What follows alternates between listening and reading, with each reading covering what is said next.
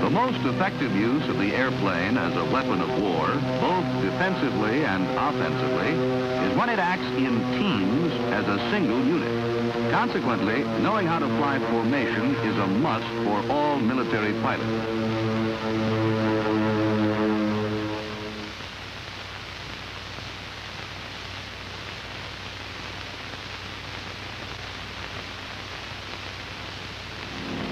The smallest unit in a formation of planes is the section which may consist of 2 or 3 planes. The section leader is primarily responsible for the conduct of the section and its safe navigation. The job of the wingman or wingman is to maintain proper wing position in relation to the leader. When flying a wing position, the leader's wings are your horizon. A fundamental rule of formation flying is to keep your wings parallel to your leaders at all times. You'll find you have a tendency at first when you're flying wing to fly with your inboard wing down. This causes your plane to move toward your leader. Attempting to correct this by adding outside rudder causes your plane to skid. Use aileron to keep your wings level with your leader's wings. All 3-plane formation flying is parade formation, which is close and dressed up. The wing position is flown with 75 feet between corresponding parts of the wing plane and the leader, and on a 45-degree bearing from him. To establish this bearing, center your plane in the 90-degree angle formed by the trailing edge of the leader's wing and his fuselage. In this position, your inboard wingtip will be 10 feet laterally from your leader's wingtip, and your nose will be 10 feet aft of his tail. You will also maintain a 10-foot step down, which keeps you below the prop and wing wash of your leader. If you fly low enough so that you can just see the inboard wheel cover of the lead plane, you will be approximately 10 feet step down. In making turns, the inside wingman should drop down to maintain his 10-foot step down and roll on the leader's axis. The outside wingman rolls on his own axis. Since the inside wingman travels a shorter distance, he must retard throttle slightly to keep from overrunning the leader, while the outside wingman, traveling a greater distance, must advance throttle to keep up. You are the starboard wingman flying in parade formation in a V. To hold your position, frequent small adjustments of stick, rudder, and throttle must be made to correct any relative motion. If the leader seems to be pulling ahead, you are actually dropping back and must use throttle to stop the relative motion. If he seems to rise, you are dropping down and must use your stick to pull back up.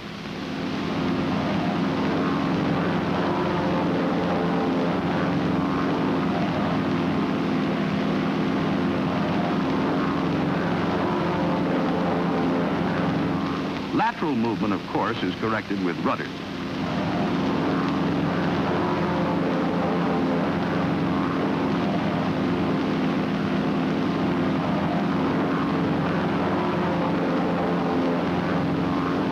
When the leader starts a right turn, you retard throttle slightly, dropping down and rolling on his axis to maintain your 10-foot step down.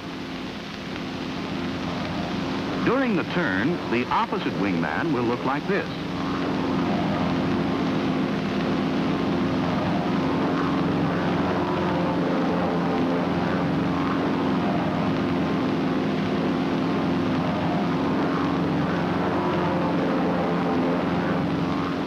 On turning to the left, you advance throttle to maintain your 10-foot aft position and roll on your own axis, keeping your 10-foot step down throughout. The opposite wingman will be in this position.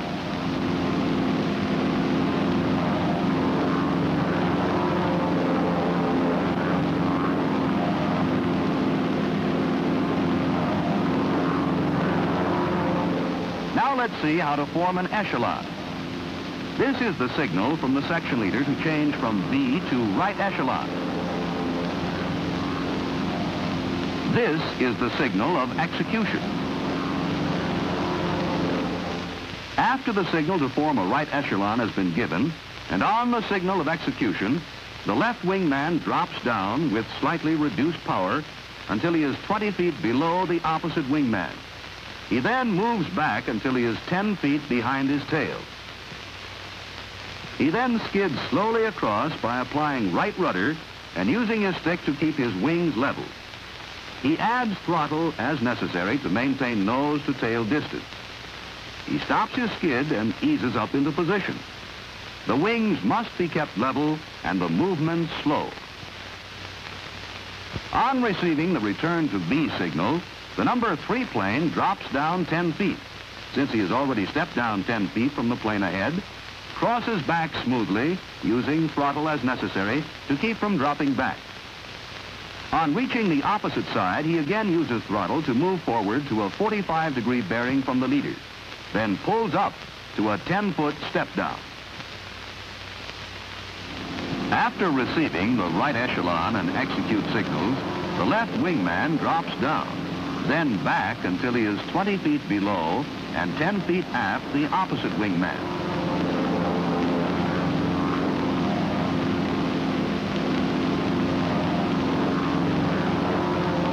He crosses under slowly, maintaining his position by use of throttle.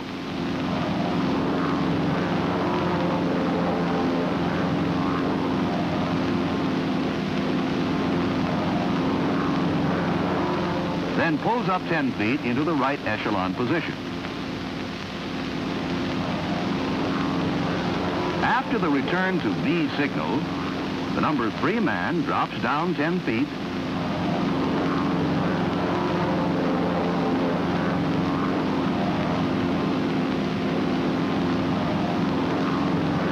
crosses back,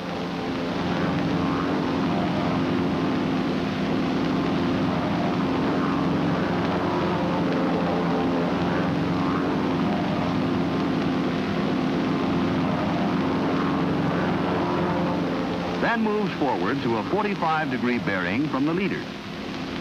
He then pulls up to a 10-foot step down. Left echelons and returns to B are performed in exactly the same way to the other side. Here is how the maneuver will look to you. You receive the right echelon and execute signal. The opposite wingman is kept in view as you drop down until you are 20 feet below, and then back to 10 feet behind him. Keep your wings level and cross under smoothly.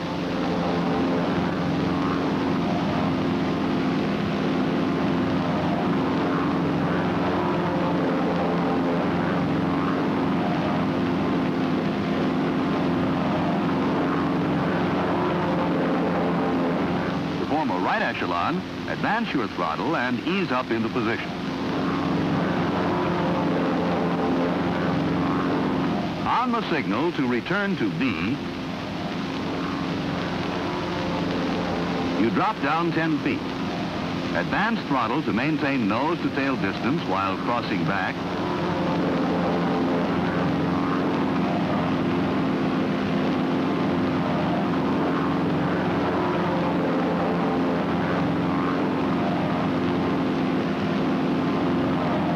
Then add further throttle to move forward to a 45-degree bearing from the leader. Then pull up to a 10-foot step down.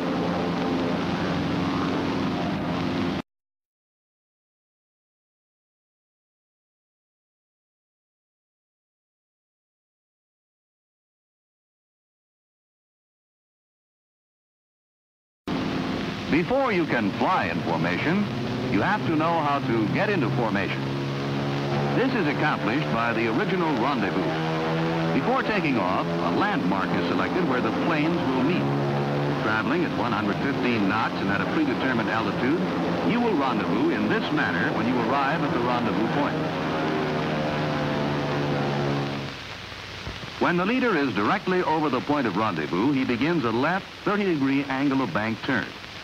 At the completion of 180 degrees of turn, the distance from the point becomes the radius of the rendezvous circle and can be maintained with about 15 degrees of bank.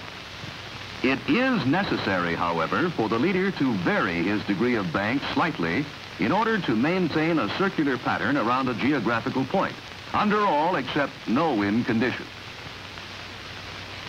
The first plane to arrive directly over the point is the leader. He begins his 30-degree angle of bank turn.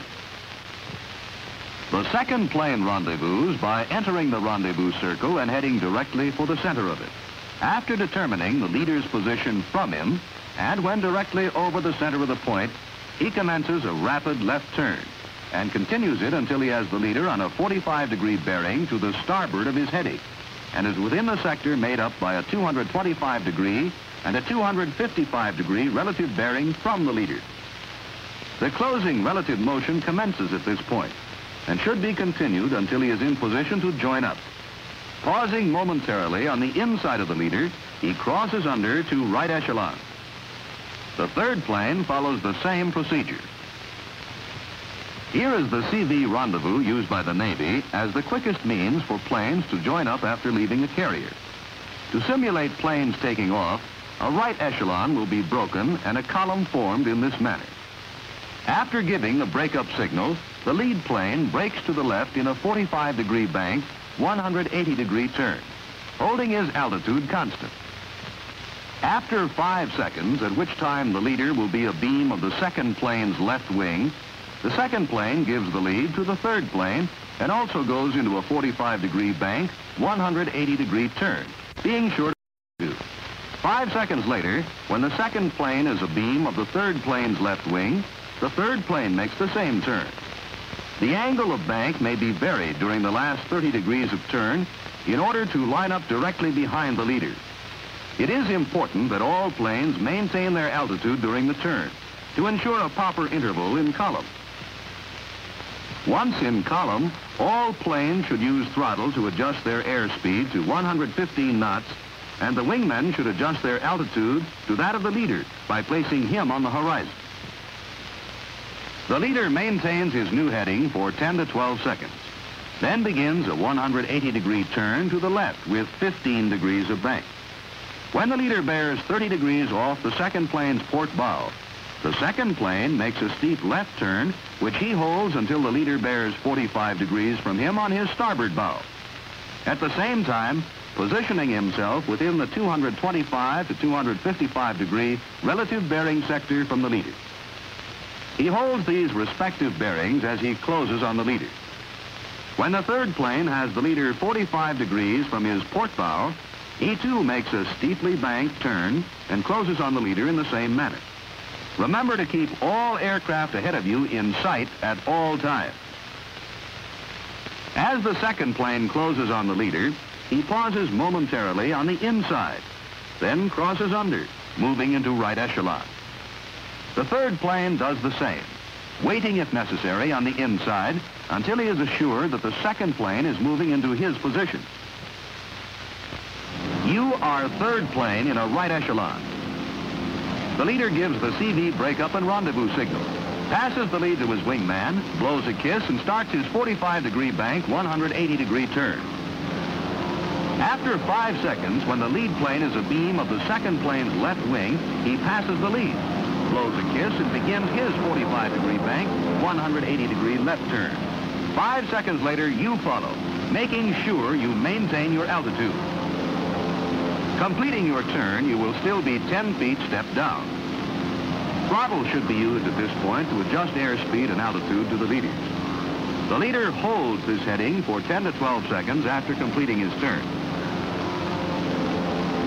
Then starts a 15-degree bank, 180-degree turn to his left. When the leader bears 30 degrees off the second plane's bow, the second plane commences a steep left turn.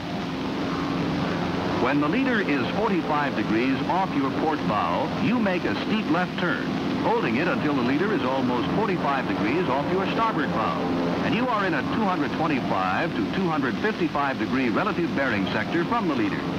At this point, reduce your angle of bank sufficiently to commence a smooth, controlled rate of closure.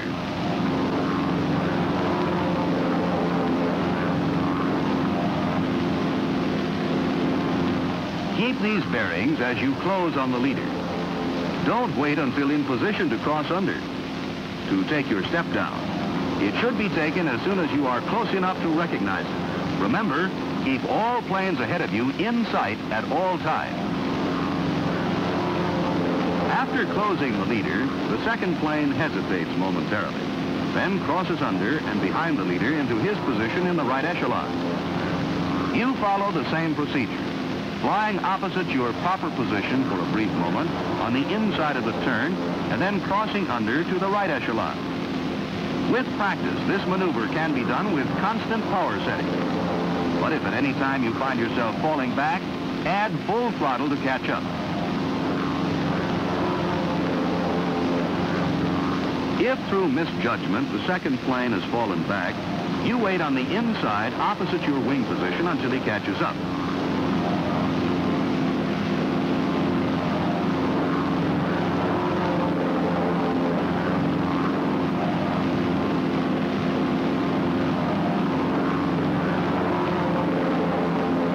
Then cross under as he is assuming his position.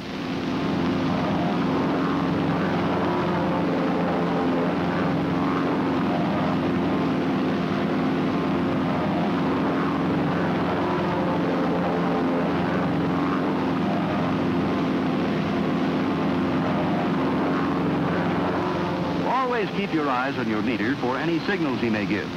Here he is signaling that he is giving the lead to the second plane. The pilot of the second plane acknowledges the signal by patting his head and pointing to himself. And the pilot of the lead plane moves out 10 feet, drops down 20 feet below the second plane.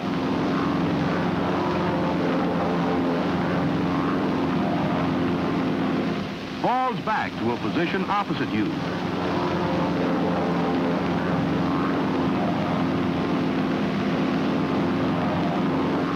Then moves in 10 feet and comes up 10 feet to make a V formation. The old leader must not take his eyes off the new leader at any time during the lead change.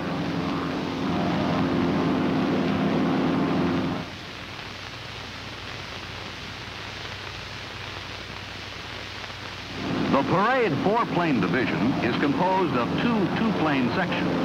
The number 1 man is the division leader. The number 3 man, the section leader. Bearings, step-downs, and distances from plane to plane are the same as in 3-plane work. To form an echelon to the right, the number 2 man describes an arc as he flies across. At the bottom of the arc, directly aft of the leader, he is stepped down 20 feet.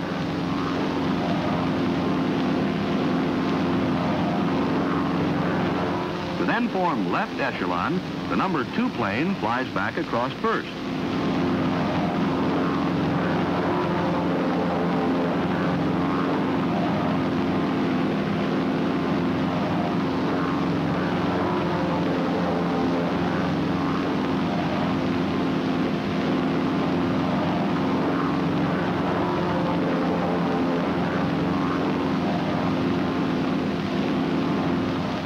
Section then follows, using throttle as necessary to maintain nose-to-tail distance.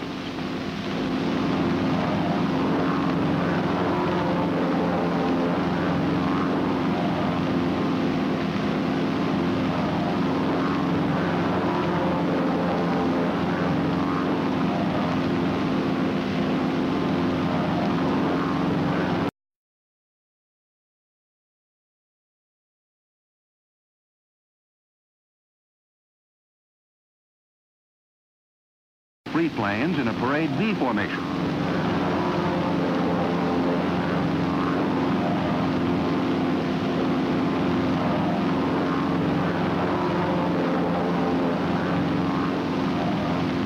Turns in echelon are also the same.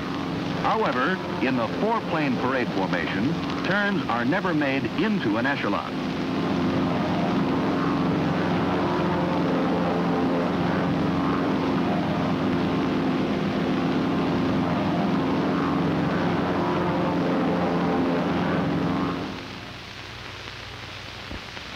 The standard tactical formation for maximum maneuverability and effectiveness is the four-plane division in free cruise.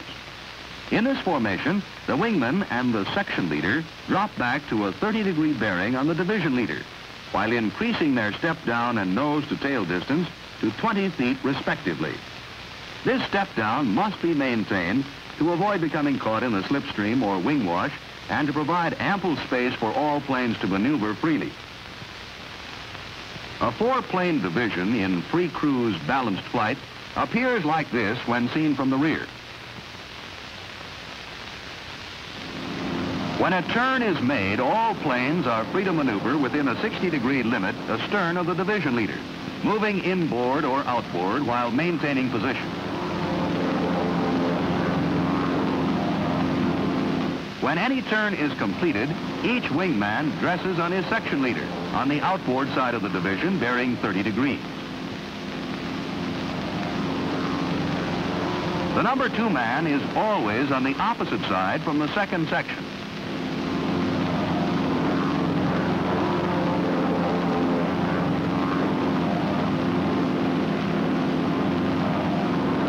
If you are flying number 4 position in slow cruise, free cruise right echelon, a turn will look like this.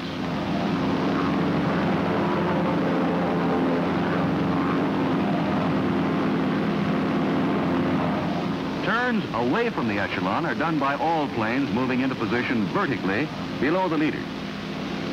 Upon completion of the turn, the planes move back into their original echelon positions. In turns into the echelon, the number 2 man eases into position vertically below the leader. And as the number 3 and number 4 men find themselves pulling in too close to the plane in front, they also move into position vertically below the leader.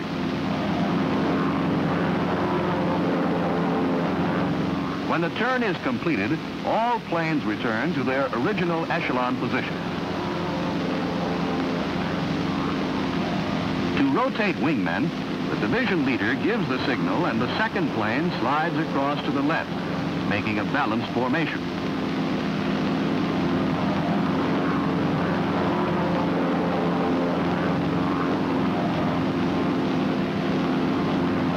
The number 3 and number 4 planes move up one position.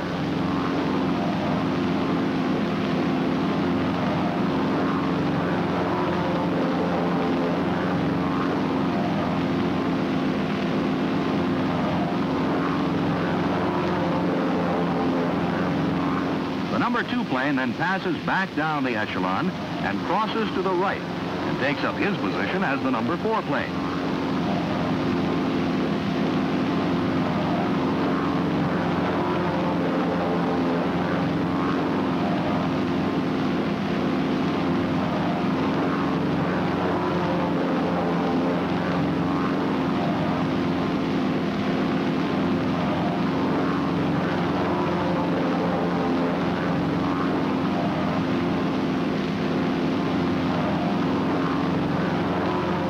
Now let's see how the lead is passed. From your position as number 4 man, here is how it will look to you.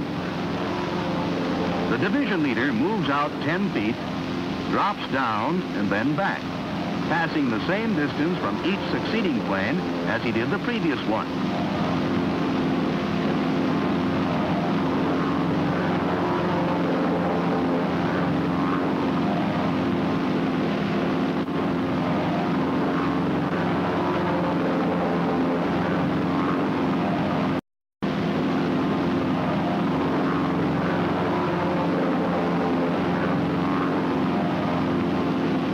He then crosses to the right and takes his position as the number 4 man.